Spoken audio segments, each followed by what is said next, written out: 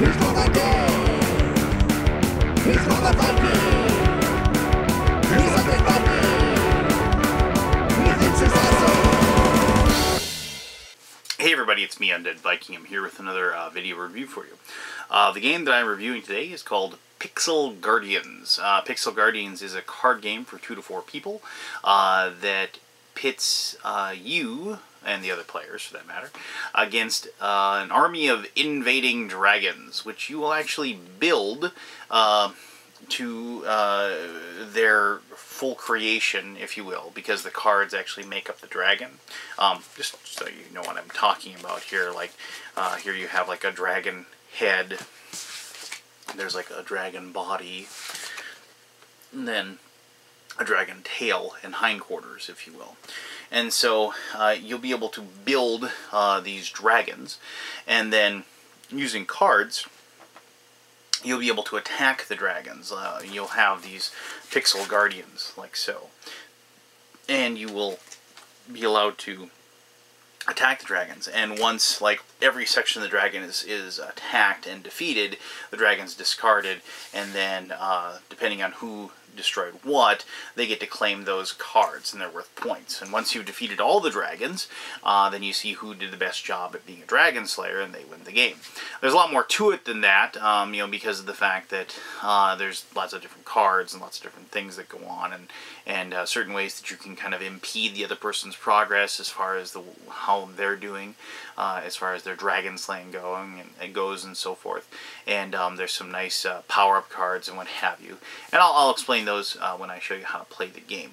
But I should mention that obviously the name Pixel Guardians, it is coming from like the ever so cute art. And I did have this. It was one of those things where my daughter, who's 7, she wanted to know why these looked like a book. You know, she said, "Oh, all the cards look like they're books." And then I took my wife, who is well, in her late 20s. If I told her her age, she'd be upset. But like, she saw it and she immediately said, and I said, "Look, they're like a Super Nintendo cartridge." And my wife immediately corrected me and said, "That's a Nintendo cartridge." And I fell in love with her just a little bit more. So, but anyway, there you go. That's just that's obviously, there's a lot of like games that are called pixel games out there right now, and like one of like my favorite games to play on my PlayStation 4 is like pretty much kind of a pixel game. It's called Rogue Legacy, you know, and it's kind of a nice little retro feel, and plus the game's just a lot of fun. My daughter and I played it a bunch. We totally dug it. I wish she was awake right now. I'd have her help with this particular video. But let me show you how to play Pixel Guardians, and then we'll go ahead and I'll tell you exactly what I think. Alright, I've gone ahead and set up a 2-player game of Pixel Guardians. So each player will start with 3 Pixel Guardian cards. These are the cards that you'll be using to actually attack and kill the dragons that you will create by drawing cards out of this dragon deck here. And I've gone ahead and set up the 3 starting pieces of dragon. You notice we have no heads of any dragons, however we do have 2 midsections, we have a tail section, and they're all 3 different colors. What you're trying to do is you're trying to collect like same color dragon, so you can put together a dragon. A dragon consists of a head, a midsection, and a tail, and you can't kill a dragon until it actually is created. The bottom of these cards will have like telling you what kind of dragon it is, like a green dragon. It'll tell you what type of attack card needs to be used to destroy this portion of the dragon, which in this case is like this little green symbol, and how many points it'll be worth if you actually kill that portion of the dragon once the dragon is defeated. This particular midsection, you can see, is worth 1 point. However, this particular midsection has a villager that is saying "help," and if you manage to be the one, you get 2 points for that one, if you've destroyed that portion of that dragon. In each person's turn, you get 2 action points. The first thing you do, and this doesn't cost you any action points at all, you draw a card from the top of the dragon deck over here, and okay, we got a head of a yellow dragon. So we then add that. You can't not add it. You have to try to make dragons. Once again, it takes a green and it's worth 2 points if you destroy it. The heads are obviously worth more. So you just add that onto the dragon like that. This is not a full dragon yet, however, because it does not have a body section, does not have a or a tail section, because you can keep adding body sections as long as you want, but you just can't, it isn't finished until you have, like in this case, you'd need a tail. So this player can look at their cards, and right now they can't play any of these attack cards whatsoever, because even though this attack could destroy a purple and a blue and a green, there's no completed dragon, so there's nothing to attack yet. They're still being summoned, they're still being created. And so as another action point, for your 2 action points, you then, most likely, since the cards themselves will tell you how many action points it costs to use them. In this case, it's 1. You then can draw cards for action points. So you can draw either one of these Guardian cards or a Dragon card. So maybe we can draw another Dragon card. Maybe we can complete a Dragon. Well, we didn't complete a Dragon, so that's 1 action. We can go ahead and just put that down there. Maybe we need a red dragon. Let's draw another card here, Guardian card, and add it. Well, this is a neat card. Some attack cards actually have 2 separate things that they can attack. You can use it to attack one of those, or if you're lucky enough to have a dragon that has both of those colors on there, you can use them to attack those on that spot. You have a hand limit of 6 cards. If you ever get more than 6, you have to discard 1. That's pretty straightforward. So then this person would go, they're going to draw another one, a green one, so we can make, part of a green dragon, like so. It's their turn. I didn't even look and see what their cards were. Let's see what they have. Well, this is actually kind of cool. They have 2 attack cards, but they actually have a treasure card. As you can see, it says, lures a dragon on a play and costs 2 action points to do it.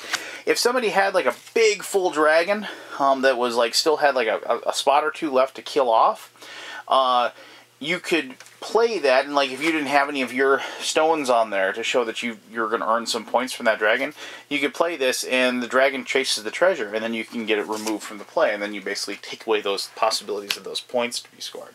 So let's see if we can complete a dragon. We'll draw one. Well, we got a blue. We're getting close. We're getting close. So let's draw another one. Just see what we get here. Alright, well this is actually pretty cool. We did get a rainbow dragon. Now rainbow dragons are wild, and they can be any color. And so in this case we could go ahead and do that, and we could finish off that green dragon. Now that was of course the full action points for that particular turn. So now we're done for as far as the blue player. So now the green player goes, they're going to draw one. Look at that. We got a blue tail. We can go ahead and add that there. So now we have a full blue dragon. And now we got 2 action points. So let's see what we can do as far as playing some cards to actually attack the dragons. Well, unfortunately we don't have these 2 matching up on a dragon, so we can't use that one. But we could use this attack, and we could use this attack. So for 2 action points, we'll go ahead and we'll play that one and discard it, and place like so. And then we'll play this one and discard, and like so. So now we've attacked that portion of those dragons. If those dragons are eventually ever killed, then we get to claim those cards and claim those points. So that would be that player's turn. And then this player goes, we're going to draw a dragon card. Well, it's another wild. Now you could add it to this if you wanted to, but let's make the yellow dragon even longer, like this. We can go like that. So now that dragon's even longer. And let's look at these attack cards again. Well, we don't want to lure one away, but... And we have a purple. We don't even have a purple. This is really unfortunate. Let's see if we can get some attack cards that can be used. Oh, that one would have been perfect down here because they had 2 right in a row. You could have played both of them. So that was 1 action point, and I don't really want to waste this yet. So we'll draw another one real quick here, and then maybe we'll have something. Oh man, blue player's just not getting any luck at all. So, and let's just do one more. So we go. Well, a green one that would have been great to add to this, but unfortunately that's not available. We don't have any cards that we can play, so let's draw one of these. See if we get lucky. Green, so that's not going to help. And Let's draw another one. And, oh, okay, the spell card. This is an interesting thing. If you have a spell card, it'll defeat the entire dragon.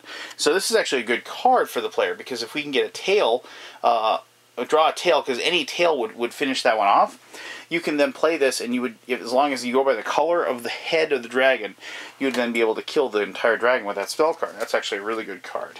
So, I apologize. One more turn so we can get equal number of turns for everybody. So you draw one. Like, unbeknownst to him, he's going to add another piece to the yellow dragon, and he's going to draw one of these, hopefully. Oh, okay, he finally got an attack card. That's good. He's going to play that one immediately, and he's going to claim the blue or the wild. Let's go with the wild, like that, like so. And so there you go. Now, as I said, once like a dragon is killed off, like if like that was there and that was there, you remove the dragon from the play, and then you give those cards to the people that killed it, and then you get those points, and the points that you score are obviously the victory points for the game. Now there's a couple other cards that I didn't actually get to show you. There's a card that you can draw out of the dragon deck that's a fireball. If you draw that, any stones that happen to be on the head of a dragon are automatically taken off of those dragons, because the dragons fight back and breathe fire, and you knock that off. And the other card that's really nasty is the summoner card.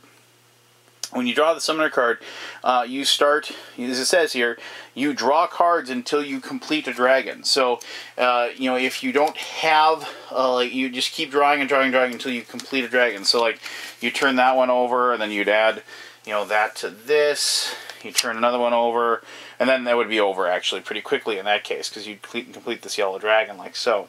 But the summoner card can get a lot of cards out really quickly if if you don't complete a dragon fast with the cards that you draw. There's one other card that I want to show you. Well, actually two. Trump cards, if you have this as an action that costs 2 action points, if you play that, you attack that spot, but then you can remove the other person's gem and place that on there, meaning that when the dragon is killed, you get to take that instead of them.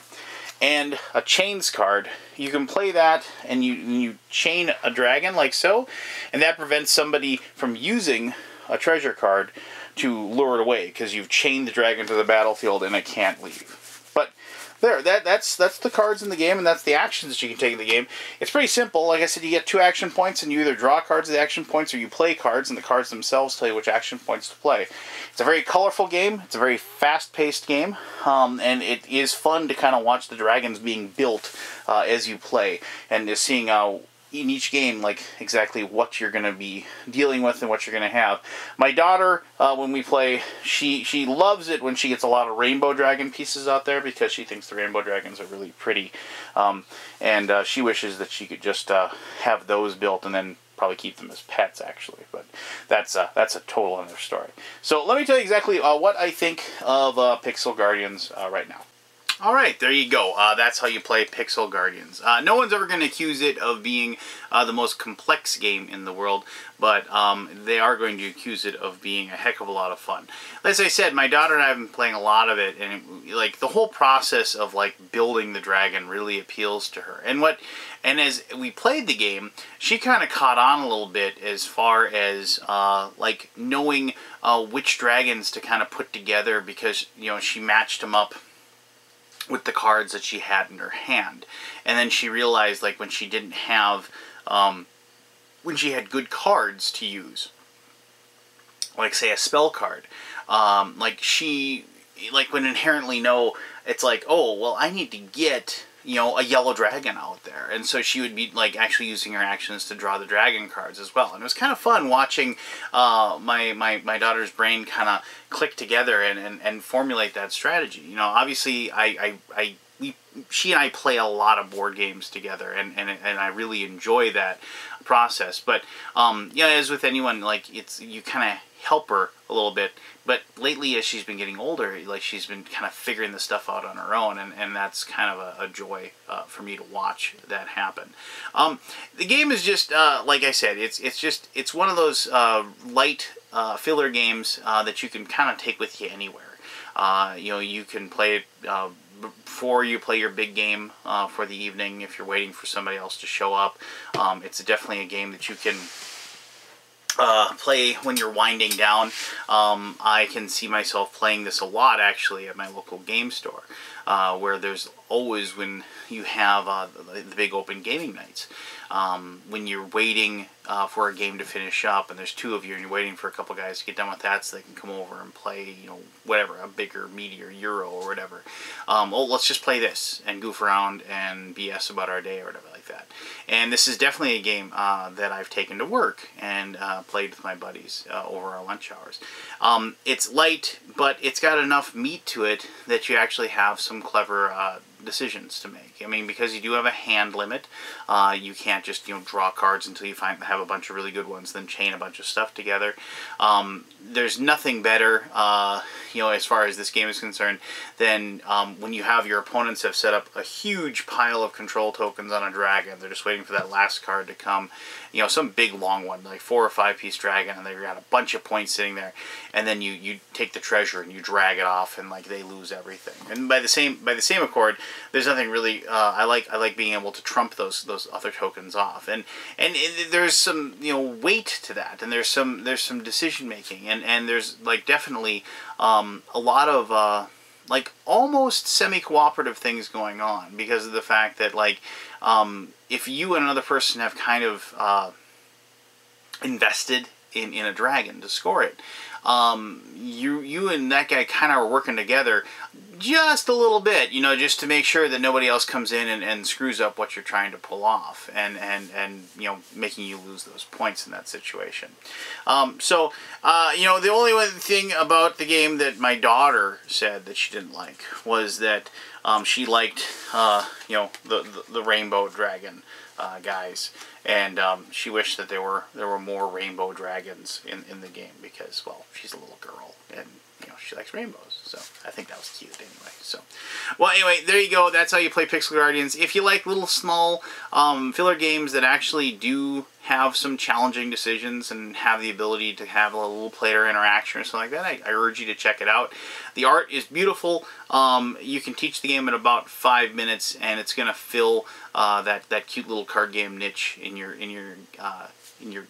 game cupboard, that if you're looking for another one of those games, or if you're looking for the first one of those games, it'd be something I think you'd enjoy having. So, if you have any questions, by all means, ask away. If you know, you need to ask any questions of the designer, I'm sure that he will be more than happy to answer those as well. If he's, you know, I'm sure he's going to follow the video. Thank you, as always, for taking the time to watch this video. And until next time, this was Undead Viking. You have yourself one heck of an awesome day. Alright, bye-bye.